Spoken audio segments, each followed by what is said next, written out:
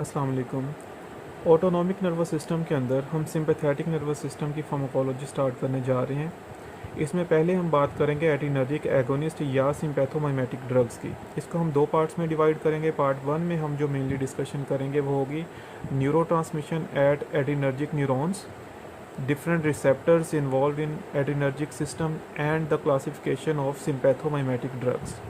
तो स्टार्ट करते हैं part one of adrenergic agonists. ये प्रोसेस अब हमारे पास क्या है, न्यूरोट्रांसमिशन एट एड्रीनर्जिक न्यूरॉन्स। सबसे पहला स्टेप क्या है, सिंथेसिस ऑफ नोरेपिनेफ्रिन। नोरेपिनेफ्रिन या नोर एड्रीनालिन, ठीक है, क्योंकि ये न्यूरोट्रांसमीटर है किसमें, सिंपैथेटिक नर्वस सिस्टम में। टायरोसिन जो है ये एक्स्ट्रा सेलुलर से मूव करके जाएगी इंट्रासेलुलर। ये प्री साइनेप्टिक न्यूरॉन है, ये साइनेप्टिक क्लेफ्ट है और ये पोस्ट साइनेप्टिक इफेक्टर ऑर्गन है जहाँ पे रिसेप्टर्स प्रेजेंट हैं। टायरोसिन जो है सोडियम के साथ चली जाएगी इसके अंदर न्यूरॉन के। सबसे पहले क्या होगा, टायरोसिन की हाइड्रोक्सिलेशन होगी। टायरोसिन की हाइड्रोक्सिलेशन होगी in the presence of tyrosine hydroxylase enzyme और ये कन्वर्ट हो जाएगा डोपा में।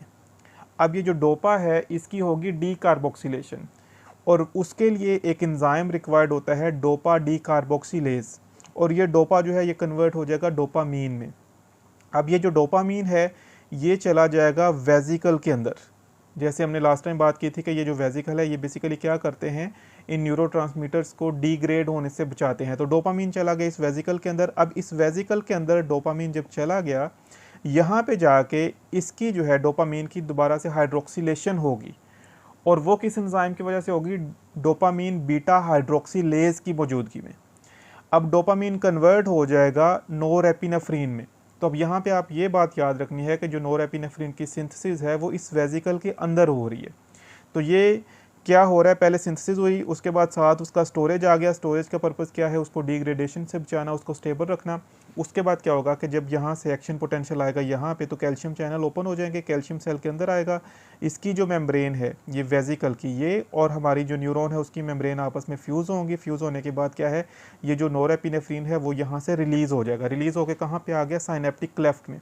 साइनेप्टिक क्लेफ्ट में आने के बाद वो बाइंड करेगा इस पोस्ट साइनेप्टिक रिसेप्टर के साथ। उसकी वजह से उसके इफ़ेक्ट्स आएंगे। वो इफ़ेक्ट्स कैसे आएंगे, वो रिसेप्टर कैसे काम करेंगे, कौन कौन से रिसेप्टर्स हैं, ये इसके साथ ही इसी लेक्चर में हम अभी कुछ टाइम के बाद जो है उसको भी डिस्कस करेंगे। अच्छा, उसके बाद क्या होगा, यहाँ पे बाइंड करके वो अपना इफेक्ट देगा। अगर यहाँ पे कंसंट्रेशन ज़्यादा हो जाएगी तो यहाँ पे एक एंजाइम होता है कैटिकोलोमिथाइल ट्रांसफरेज COMT, वो उसको ब्रेक डाउन करके इनएक्टिव मेटाबोलाइट में कन्वर्ट कर देगा, किसको, नोरेपिनेफ्रिन को। और वो जो इनएक्टिव मेटाबोलाइट है वो यूरिन के थ्रू एक्सक्रीट हो जाएगा। इसके अलावा एक और एंजाइम होता है मोनोअमाइन ऑक्सीडेज। यहाँ पे आप देख सकते हैं एक यहाँ पे इसने शो किया हुआ है, यहाँ पे इंट्रासेलुलर ये एंजाइम है। ये क्या करता है, नोरेपिनेफ्रिन को ब्रेक डाउन करता है। इसके अलावा डोपा और डोपामीन को भी ब्रेक डाउन करता है और इन दोनों को और नोरेपिनेफ्रिन को ये कन्वर्ट करता है इनएक्टिव मेटाबोलाइट्स में और उसको यूरिन के थ्रू जो है बॉडी से एक्सक्रीट आउट कर देता है। इस वजह से जब भी यहाँ पे कंसंट्रेशन बढ़ेगी नोरेपिनेफ्रिन की, तो ये जो एंजाइम्स हैं COMT और MAO, ठीक है, ये क्या करेंगे, ये उसको इनएक्टिव मेटाबोलाइट में कन्वर्ट करके बॉडी से एक्सक्रीट आउट कर देगा। तो इस तरह से ये सारा प्रोसेस चलेगा। अब इसमें भी इम्पोर्टेंट चीज़ें जो हैं ये हमें पता होनी चाहिए कि कुछ एंजाइम्स जो कौन कौन से रोल प्ले कर रहे हैं, MCQs में आपसे पूछा जा सकता है। इसी तरह से कुछ जो ड्रग्स हैं वो इन स्टेप्स को इनहिबिट कर रही होंगी। जैसे कि सबसे पहली चीज़ ये आपको पता होना चाहिए कि जो हाइड्रोक्सिलेशन है टायरोसिन की हाइड्रोक्सिलेशन होती है और वो कन्वर्ट होता है डोपा में। ये जो है रेट लिमिटिंग स्टेप है इस पूरे प्रोसेस का। फिर इसके अलावा जो ट्रांसपोर्ट है वेजिकल के अंदर, यहाँ से ये जो हमारे पास डोपामीन है ये जा रहा है हमारे पास वेजिकल के अंदर। ये ट्रांसपोर्ट इनहिबिट होती है इन द प्रेजेंस ऑफ रेजरपिन। अगर रेजरपिन को ड्रग लेता है तो ये जो ट्रांसपोर्ट है ये इनहिबिट हो जाएगी। इसी तरह से उसके बाद इसने जब रिलीज़ होना है तो रिलीज़ जो है ये इनहिबिट हो सकती है दो ड्रग्स से। एक हमारे पास ब्रिटिलियम है और एक गुवेनेथिडीन है। ये दोनों ड्रग जो हैं ये क्या कर रही है, रिलीज़ को ब्लॉक कर रही हैं। तो ये साथ जो हैं MCQs के बहुत इंपॉर्टेंट जो पॉइंट्स हैं वो डिस्कस किए गए हैं। तो ये सारी चीज़ें आपको पता होना चाहिए। इसके अलावा जब यहाँ पे कंसंट्रेशन बढ़ जाती है, या तो वो क्या हो रहा है, डिग्रेड हो रहा है, इनएक्टिवेट होके यूरिन में जा रहा है। इसके अलावा क्या हो सकता है, यहाँ पे एक चैनल होता है जो कि इसको रीअपटेक कर लेता है। यहाँ पे नोरेपिनेफ्रिन जो है वो रीअपटेक होके वापस प्री साइनेप्टिक न्यूरॉन में चला जाता है। तो जिससे क्या होता है, यहाँ पे नोरेपिनेफ्रिन की कंसंट्रेशन कम हो जाती है।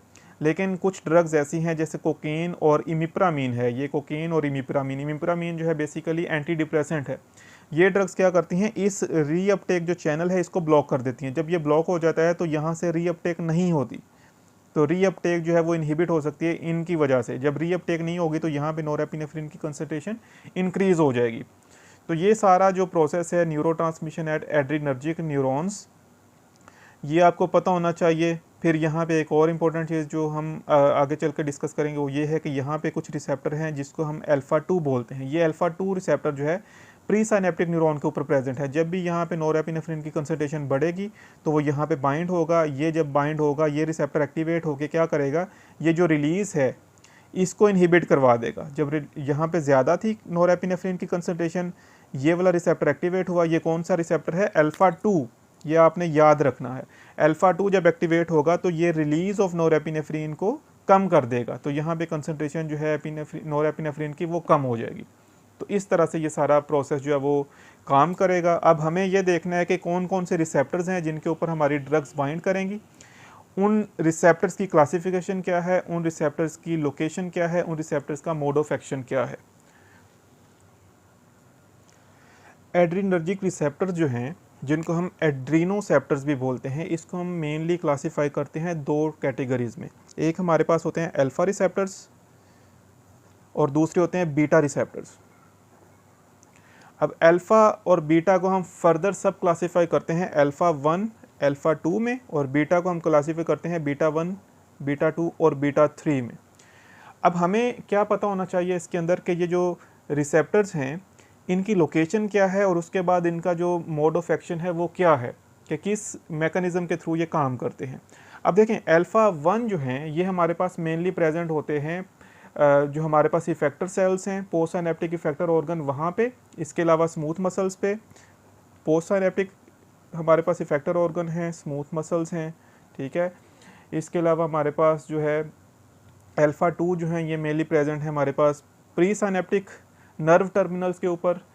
बीटा 1 जो हैं ये हमारे पास प्रेजेंट होते हैं, ख़ास तौर पे ये प्रेजेंट होते हैं हार्ट के ऊपर, इसके अलावा किडनी के ऊपर, ये इनकी लोकेशन है। बीटा 2 जो हैं ये मेनली प्रेजेंट होते हैं हमारे स्मूथ मसल्स के ऊपर, हमारे जो ब्रोंक्यूल्स हैं, लंग्स है, वहाँ पे प्रेजेंट हो जाएंगे। बीटा 3 जो है ये मेनली प्रेजेंट होते हैं लिपोसाइट्स में, ठीक है। तो ये कुछ जो है मेन लोकेशंस हैं कि कहाँ कहाँ पे ये रिसेप्टर्स प्रेजेंट होते हैं।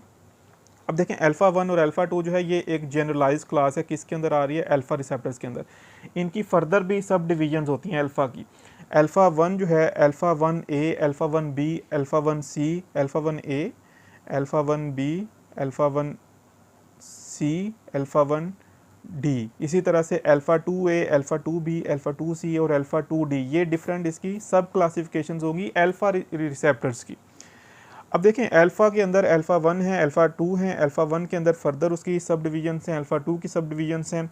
अब ये सब डिवीजन्स बनाने का मकसद ये है कि जब हम इंडिविजुअली ड्रग्स को पढ़ेंगे तो हमें पता चलेगा कि कौन सी ड्रग स्पेसिफिकली किस रिसेप्टर के ऊपर बाइंड करती है, और उसी के रिलेटेड फिर उसके स्पेसिफिक जो है वो इफ़ेक्ट्स आएंगे। अब हम बात करते हैं मोड ऑफ एक्शन कि किस तरह से ये रिसेप्टर्स काम करते हैं। अगर हम अल्फ़ा 1 रिसेप्टर्स की बात करें तो अल्फ़ा 1 रिसेप्टर्स बेसिकली क्या करते हैं, ये मेनली काम करेंगे IP3 और DAG कैस्केड को एक्टिवेट करके। होता यह है कि हमारा जो फॉस्फोलाइपेज C है ये इसकी एक्टिवेशन होती है फॉस्फोलाइपेज C की। फॉस्फोलाइपेज C जब एक्टिवेट होता है तो IP3 और DAG जो है इनकी फॉर्मेशन होती है। IP3 क्या होता है, इनोसिटोल ट्राइफॉस्फेट, और DAG क्या है, डाइएसाइल ग्लिसरॉल। जब ये एक्टिवेट होंगे तो इससे क्या होगा, कैल्शियम जो है, इंट्रासेलुलर कैल्शियम जो है वो इंक्रीज़ हो जाएगा। जब इंट्रासेलुलर कैल्शियम इंक्रीज़ हो जाएगा तो उसकी वजह से जो है सिंपैथेटिक नर्वस सिस्टम की जो एक्टिविटी है वो इंक्रीज़ हो जाएगी। तो अल्फ़ा 1 आपने याद रखना है IP3 और DAG की जो पाथवे है या कैस्केड है इसके थ्रू काम करेंगे। अल्फ़ा 2 कैसे काम करते हैं, ये बेसिकली हमने बात की कि ये कहाँ पे प्रेजेंट हैं, प्री साइनेप्टिक न्यूरॉन के ऊपर, यहाँ पे प्रेजेंट है, ठीक है। अब इनका काम क्या था, इन्होंने जो रिलीज़ है नोरेपिनेफ्रिन का उसको इनहिबिट करना है। अब ये कैसे काम करते हैं, बेसिकली एक एंजाइम है एडेनिल साइक्लेज, ये बहुत इंपॉर्टेंट है। आगे चल के हम कुछ और भी टॉपिक्स पढ़ेंगे, जैसे कि एज़मा है, उसमें भी हम इनकी बात करेंगे। एडेनिल साइक्लेज जो एंजाइम है, ये मेनली क्या करता है, एटीपी को कन्वर्ट करता है सीएएमपी में।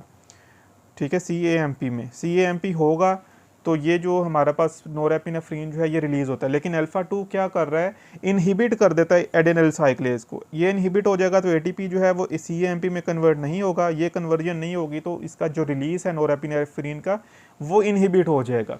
तो ये हमारे पास आ गया अल्फ़ा 2 का मोड ऑफ एक्शन। इसके बाद अगर हम बात करें बीटा 1 रिसेप्टर्स का, कि बीटा 1 कैसे काम करते हैं, तो ये बेसिकली क्या कर रहे हैं, एडेनिल साइक्लेज जो है इसको स्टिमुलेट कर रहे हैं। एडेनिल साइक्लेज जब स्टिमुलेट होगा तो एटीपी जो है वो कन्वर्ट होगा किस में, सीएएमपी में। सीएएमपी की जो कंसंट्रेशन है बढ़ेगी, उसकी वजह से बीटा 1 रिसेप्टर के थ्रू जो है इफेक्ट आएगा हमारी ड्रग्स का। बीटा 2 कैसे काम करती हैं, बीटा 2 भी स्टिमुलेट करती हैं एडेनिल साइक्लेज को। तो सेम जो है यही मैकेनिज्म है, बीटा 1 और बीटा 2 जो है दोनों क्या कर रही हैं, एडेनिल साइक्लेज को एक्टिवेट करके सीएएमपी के कंसंट्रेशन को बढ़ा रही हैं। बीटा 3 जो है, बीटा 3 बेसिकली जो हमने कहा कि लिपोसाइट्स के ऊपर मेनली प्रेजेंट होता है, ये भी एडेनिल साइक्लेज को एक्टिवेट करता है, जिसकी वजह से सीएएमपी के कंसंट्रेशन जो है वो इंक्रीज़ हो जाती है। तो अब याद रखना बहुत आसान है कि बीटा रिसेप्टर जितने भी हैं, बीटा 1, 2, 3 तीनों क्या काम कर रहे हैं, एडेनिल साइक्लेज को एक्टिवेट कर रही हैं। एडेनिल साइक्लेज एंजाइम का मेन काम क्या है, एटीपी को कन्वर्ट करना किस में, सीएएमपी में। सीएएमपी बनेगा तो उसकी वजह से इनके इफेक्ट्स आएंगे। तीनों यही काम कर रहे हैं। लेकिन जो अल्फा रिसेप्टर्स है उसमें खास तौर पे आपने याद रखना है कि अल्फा 2 इस एडेनिल साइक्लेज को इनहिबिट करती है, लेकिन जो अल्फा 1 है ये अकेली ड्रग है जो कि किस पाथवे से काम कर रही है, IP3 और DAG। जब भी अल्फा 1 रिसेप्टर के ऊपर ड्रग बाइंड करेगी, अल्फा रिसेप्टर के ऊपर चेंज आएगा, चेंज आने की वजह से फोस्फोलाइपेज C जो है ये एक्टिवेट हो जाएगा। इसकी वजह से क्या होगा, IP3 और DAG बनेंगे। ये क्या करेंगे, इंट्रासेलुलर कैल्शियम के लेवल्स को बढ़ाएंगे, जिसकी वजह से फिर क्या होगा, इफेक्ट्स आएंगे हमारे सिंपैथेटिक नर्वस सिस्टम के। अब इसके अंदर हमारे पास एक बहुत इंपॉर्टेंट टॉपिक है, क्लासिफिकेशन ऑफ एड्रीनर्जिक एगोनिस्ट का। देखो, क्लासिफिकेशन जब भी एग्जाम में पूछी जाती है तो ये सबसे इंपॉर्टेंट क्वेश्चन होता है। इसको आपने जितना अच्छे से एक्सप्लेन कर सकें उतना ही आपके लिए फ़ायदेमंद होगा। अब जब हम क्लासिफिकेशन की बात करते हैं, अब हमारे पास क्या है, एड्रीनर्जिक एगोनिस्ट की क्लासिफिकेशन, या आपसे पूछा जा सकता है सिंपैथोमाइमेटिक्स की क्लासिफिकेशन। अब हम इसको डिफरेंट वे से क्लासीफाई कर सकते हैं। सबसे पहला जो हमारे पास तरीका है ये होता है according to chemicals nature, according to chemical nature. अब केमिकल नेचर के अकॉर्डिंग अगर हम क्लासीफाई करें इन सिंपैथोमाइमेटिक ड्रग्स को, तो हमारे पास कुछ जो है वो होते हैं कैटिकोलामीन्स और कुछ होते हैं नॉन कैटिकोलामीन्स। अब कैटिकोलामीन और नॉन कैटिकोलामीन में डिफरेंस क्या होता है, मेन पहले हमें यह पता होना चाहिए। देखें, हमारे पास जितनी भी ड्रग्स हैं सिंपैथोमाइमेटिक्स, उनके स्ट्रक्चर के अंदर अगर हमारा जो उनका जो केमिकल स्ट्रक्चर है उसके अंदर अगर ये जो है एक स्ट्रक्चर प्रेजेंट हो, ये बेंजीन रिंग है, बेंजीन रिंग के 3 और 4 पोजीशन पे अगर हाइड्रोक्स ये हमारे पास OH ग्रुप लगा हो, हाइड्रोक्सिल ग्रुप, तो ये जो स्ट्रक्चर है 3,4 डाईहाइड्रोक्सी बेंजीन, इस स्ट्रक्चर को हम बोलते हैं कैटिकोल। अब अगर जितनी भी ड्रग्स इसमें हम बात करेंगे इस सिस्टम के अंदर एड्रीनर्जिक एगोनिस्ट में, अगर उनके अंदर ये वाला ग्रुप प्रेजेंट है तो हम कहेंगे कि ये ड्रग्स जो है ये कैटिकोल हैं, कैटिकोलामीन्स हैं। अगर ये स्ट्रक्चर नहीं प्रेजेंट तो ये ड्रग्स क्या है, नॉन कैटिकोलामीन्स। अब हमारे पास जो कैटिकोलामीन ड्रग्स हैं उसमें मेन एग्जांपल जो है कैटिकोलामीन्स की हमारे पास आ जाती हैं नोरेपिनेफ्रीन, जिसको हम नोरएड्रेनालिन भी बोलते हैं, एपिनेफ्रीन। इसके अलावा हमारे पास आइसोप्रोटेरिनोल, आइसोप्रोटेरिनोल के अलावा डोपामीन और डोब्यूटामीन। ये जो है हमारे पास क्या है, ये हमारे पास है कैटिकोलामीन्स। इसका मतलब ये है कि इनके स्ट्रक्चर के अंदर प्रेजेंट होगा ये वाला स्ट्रक्चर, कैटिकोल प्रेजेंट होगा, 3,4 डाईहाइड्रोक्सी बेंजीन प्रेजेंट होगा, ये कैटिकोलामीन्स है।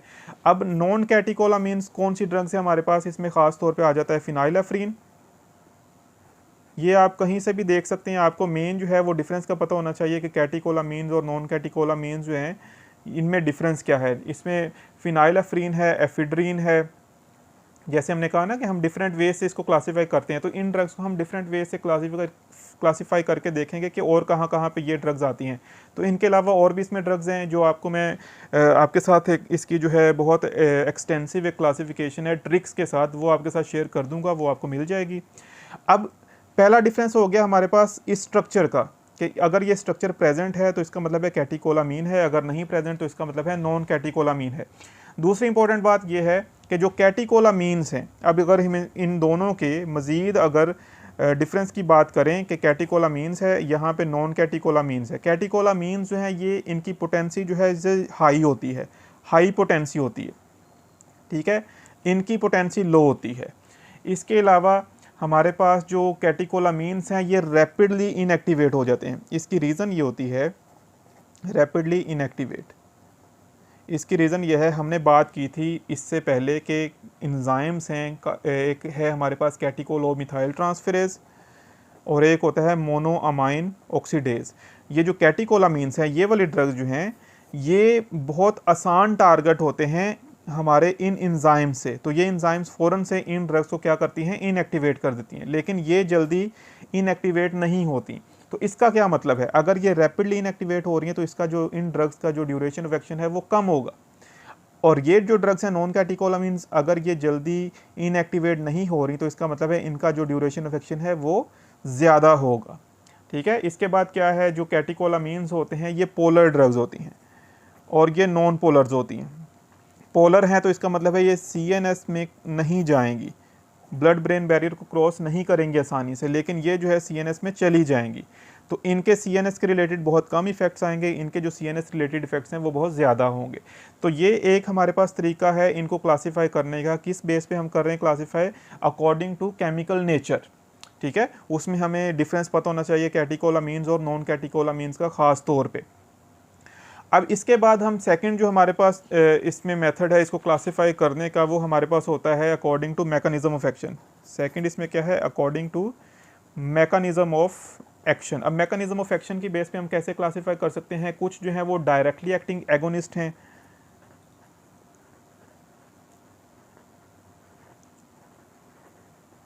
कुछ जो हैं वो क्या है, इनडायरेक्टली एक्टिंग हैं, और कुछ जो है उनके मिक्स्ड एक्शंस हैं, वो डायरेक्टली एक्टिंग भी इफेक्ट देती हैं और इनडायरेक्टली के भी इफेक्ट देती हैं। अब इनमें इनका मकसद क्या है, इनको हम कैसे हम एक्सप्लेन कर सकते हैं। देखिए हमारे पास ये क्या है, न्यूरोट्रांसमिशन है, ठीक है, यहाँ से नोरेपिनेफ्रिन रिलीज़ हुआ और वो कहाँ पे बाइंड हुआ, इस रिसेप्टर के ऊपर, चाहे ये अल्फ़ा 1 है, चाहे बीटा 1 है, चाहे बीटा 2 है। यहाँ पे ये जब बाइंड करेगा, या हम अगर ड्रग देते हैं कोई भी, फॉर एग्जांपल हम एपिनेफ्रीन देते हैं, एपिनेफ्रीन क्या करेगी, जहाँ पे जाके बाइंड करेगी और डायरेक्टली इस रिसेप्टर की एक्टिविटी को बढ़ा देंगी। जब इसकी रिसेप्टर की एक्टिविटी बढ़ेगी तो उससे क्या होगा, सिंपैथेटिक नर्वस सिस्टम के इफेक्ट्स बढ़ जाएंगे। इसका मतलब ये ड्रग क्या कर रही है, डायरेक्टली एक्ट कर रही है, ठीक है। तो ये क्या हो जाएंगे, हमारे पास डायरेक्टली एक्टिंग ड्रग आ जाएगी। इनडायरेक्टली एक्टिंग का मतलब ये है कि यहाँ से जो रिलीज़ हो रहा है एपिनेफ्रीन या नोरेपिनेफ्रीन, अगर हम इसके रिलीज़ को इंक्रीज़ कर दें, ठीक है, रिलीज़ अगर इंक्रीज़ हो जाए तो वो बेसिकली हमारे पास क्या आ जाएगा, सिंपैथेटिक नर्वस सिस्टम के एक्टिविटी बढ़ जाएगी, और उससे क्या होगा, हमारे जो एगोनिस्टिक इफेक्ट्स आएंगे, इस वजह से हम इसको कहेंगे कि ये इनडायरेक्टली इंक्रीज़ करवा रही है इफेक्ट को।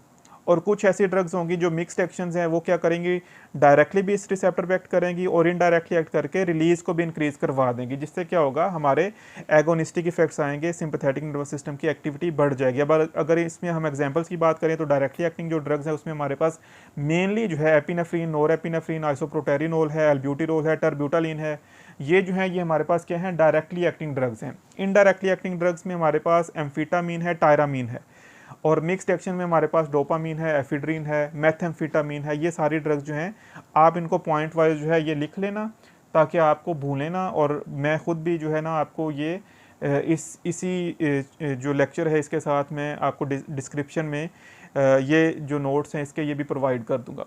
फिर थर्ड जो हमारे पास है कि किस तरह से हम इसको क्लासीफाई करते हैं, वो होता है अकॉर्डिंग टू रिसेप्टर सेंसिटिविटी या रिसेप्टर सिलेक्टिविटी, कि किस रिसेप्टर के ऊपर जो ड्रग है वो बाइंड कर रही है। इसमें कुछ जो है वो अल्फ़ा 1 सिलेक्टिव होंगी, ठीक है, कुछ जो है वो अल्फ़ा 2 सिलेक्टिव हैं, इसी तरह से हमारे पास कुछ जो है वो बीटा 1 सिलेक्टिव, ठीक है, हो जाएंगी, फिर बीटा 2 सिलेक्टिव हो जाएंगी, और इसके अलावा कुछ जो है वो बीटा 1 बीटा 2 नॉन सिलेक्टिव हैं, ठीक है। तो ये डिफरेंट वे से हम इसको क्लासीफाई कर रहे हैं। कुछ जो है वो alpha and beta non selective हैं, और कुछ जो है वो डोपामीन सिलेक्टिव हैं। अब इनमें डिफरेंस क्या है, देखें, सबसे पहले हमारे पास क्या है, वो ड्रग्स जो कि अल्फ़ा 1 सिलेक्टिव एगोनिस्ट हैं उसमें हमारे पास ड्रग्स मेनली अगर हम बात करें तो फिनाइलेफ्रीन है, इसके अलावा हमारे पास मिथॉक्सामीन है, इसके अलावा और भी डिफरेंट ड्रग्स हैं। ये ड्रग्स क्या करेंगी, सिलेक्टिव हैं अल्फा 1 रिसेप्टर पे, सिर्फ अल्फा 1 रिसेप्टर्स को के ऊपर जाके एक्ट करेंगी, ठीक है, किसी और रिसेप्टर के ऊपर बाइंड नहीं करेंगी। अल्फा 2 सिलेक्टिव जो है इसमें मेनली हमारे पास जो है वो मिथाइल डोपा है, क्लोनिडीन है, ये क्या करेंगे, सिर्फ अल्फा 2 के ऊपर जाके एक्ट करेंगी और उसको एक्टिवेट करेंगी। फिर हमारे पास बीटा 1 सिलेक्टिव है, ये सिर्फ बीटा 1 को एक्टिवेट करेंगी, इसमें मेनली जो है वो डोब्यूटामीन एक ड्रग है। बीटा 2 सिलेक्टिव का मतलब है कि ये सिर्फ बीटा 2 को एक्टिवेट करेंगी। इसमें हमारे पास जो ड्रग हैं एल्ब्यूटिरोल है, टर्ब्यूटालिन है, साल्मेट्रोल है। इसके अलावा हमारे पास जो बीटा 1 और बीटा 2 नॉन सिलेक्टिव हैं, ठीक है, बीटा 1 और बीटा 2 दोनों पे एक्ट करती हैं, जो कि इसमें हमारे पास आइसोप्रोटेरिनोल एक ड्रग आ जाती है। फिर हमारे पास क्या है, alpha and beta non selective, ये वो ड्रग्स हैं जो अल्फा रिसेप्टर पे भी एक्ट करेंगी, बीटा पे भी एक्ट करेंगी, दोनों को एक्टिवेट करेंगी। ये हमारे पास कौन सी है, एपिनेफ्रीन और नोरेपिनेफ्रीन। फिर डोपामीन सिलेक्टिव है, इसमें हमारे पास एक डोपामीन ड्रग है जो कि डोपामीन रिसेप्टर पे एक्ट करेगी और उसकी एक्टिविटी को इंक्रीज करेगी। तो ये डिफरेंट हमारे पास कैटेगरीज हैं कि किस तरह से हम जो है इन सारी जितनी भी ड्रग्स हैं हमारे पास, ये जो सिंपैथोमाइमेटिक्स हैं, उनको किस तरह से क्लासीफाई कर सकते हैं। तो इस तरह से अगर आप क्लासिफिकेशन लिखेंगे, हर पॉइंट को एक्सप्लेन करेंगे, तो इससे आपके मैक्सिमम मार्क्स आएंगे। अब इसके अलावा हमारे पास कुछ जो है वो क्लासिफिकेशन की टाइप ये है कि हम उसको ड्रग्स को इस तरह से क्लासीफाई करते हैं कि हमें उसका जो मोड ऑफ एक्शन है या थेराप्यूटिक यूज़ है उसका पता चल जाए। तो उसकी बेस पे हम किस तरह से क्लासीफाई करते हैं उसका मैं आपको एक ट्रिक भी बताता हूँ, उसको याद रखना आपको बहुत आसान लगेगा। एड्रीनर्जिक ड्रग्स जो हैं उनके लिए आपको ये एक ट्रिक याद रखना है, पंच माई बैक। इसमें जो पंच का एच है इसको आप निकाल दें और माई को निकाल दें, बाकी जो हमारे पास डिजिट्स बचते हैं, अल्फ़ाबेट्स बचते हैं, उसके साथ हमारे पास जो है ये थेराप्यूटिक यूजेस आ जाएंगे या इफ़ेक्ट्स आ जाएंगे उन ड्रग्स के। सबसे पहले पी से क्या है, प्रेशर एजेंट्स हैं। प्रेशर एजेंट्स वो ड्रग्स होती हैं जो कि हमारी जो आर्टीरियल ब्लड प्रेशर है उसको इंक्रीज़ करें, ब्लड प्रेशर को इंक्रीज़ करने वाली। जब भी सिंपैथेटिक नर्वस सिस्टम ने एक्टिवेट होना है तो ब्लड प्रेशर इंक्रीज़ होना है, तो यहाँ पे हमारे पास प्रेशर एजेंट्स में आ जाएंगी वो ड्रग्स जो कि ब्लड प्रेशर को इंक्रीज़ करती हैं। फॉर एग्जांपल इसमें नोरेपिनेफ्रीन, एपिनेफ्रीन और डोपामीन है। यू से हमारे पास है यूट्राइन रिलैक्सेंट्स, ये यूट्रस के मसल्स को रिलैक्स करती हैं। इसमें हमारे पास जो मेनली ड्रग्स है टर्ब्यूटालिन है, इसके अलावा साल्ब्यूटामोल है, ये मैं आपको शेयर कर दूंगा आपके साथ, तो ये आ जाएंगी दूसरी। फिर हमारे पास एन से जो है वो नेज़ल डीकॉन्जेस्टेंट्स हैं, इसमें ऑक्सीमेटाजोलिन है, जाइलोमेटाजोलिन है, मेटाजोलिन है, नेफामेटाजोलिन, ये सारी ड्रग्स आ जाएंगी इसके अंदर। फिर कार्डियक स्टिमुलेंट्स हैं, वो ड्रग्स जो कि कार्डियक स्टिमुलेशन करवाती हैं। फिर ब्रोंकोडाइलेशन करवाने वाली ड्रग्स, ब्रोंकोडाइलेटर्स आ जाएंगी। एनोरेक्टिक ड्रग्स वो ड्रग्स होती हैं जो कि एपिटाइट को कम करवाती हैं, ठीक है, तो ये हमारे पास आ जाएंगी। फिर हमारे पास लास्ट में जो सी है, BAC का CNS स्टिमुलेंट्स, ये वो ड्रग्स आ जाएंगी जो CNS को स्टिमुलेट करती हैं, एम्फीटामीन जैसी ड्रग्स हैं। तो ये सारी जो हमारे पास अब क्लासिफिकेशन है, डिफरेंट वे से आप क्लासीफाई कर सकते हैं। क्लासिफिकेशन आपको इसी तरह से याद रखनी है। इनके अंदर जो ड्रग्स हैं वो मैं आपके साथ शेयर कर दूंगा इसी जो हमारा लेक्चर है इसी के साथ जो डिस्क्रिप्शन है उसके अंदर मैं मेंशन कर दूंगा। तो आपने इनको बड़े अच्छे से करना है। इसके बाद हम जो है फर्दर नेक्स्ट लेक्चर में हम ड्रग्स की बात करेंगे और उनकी फर्दर डिटेल्स देखेंगे। Thank you very much.